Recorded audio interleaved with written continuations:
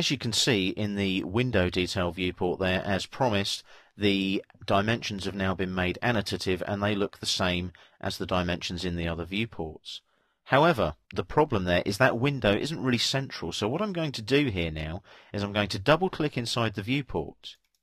What that allows me to do is it allows me to pan, but also, look, it allows me to zoom in and out. Now, we have mentioned this before, but it's very easy to just double click like that, make the viewport active and completely mess up the scale of that viewport. So I now need to go down here to the viewport scale and redo that and set it back to 1:20, like so, and then only pan to get that window detail showing in the drawing like so. So that viewport there is now at 1:20 and we've got it where we want it to be.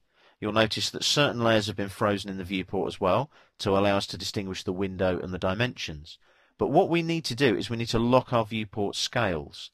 I'm going to double click outside the viewport to deactivate it. Now what I can do here is I can lock all of these viewport scales in one go.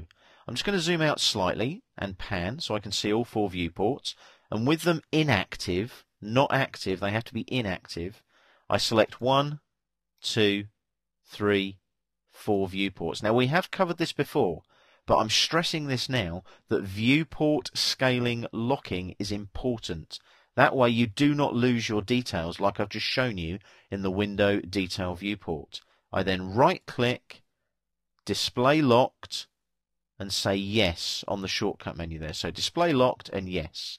So now if I double click in the window detail viewport and activate it, watch. If I roll up on the wheel mouse to zoom in, it zooms in on the whole drawing even though the viewport is active. So I double click outside the viewport and deactivate it. So remember, once you've done all this work, you must remember to lock your viewport scales. That's why I've covered it twice in this course. It's important. It's very, very easy to inadvertently double click on a non-locked viewport and completely mess up the scale.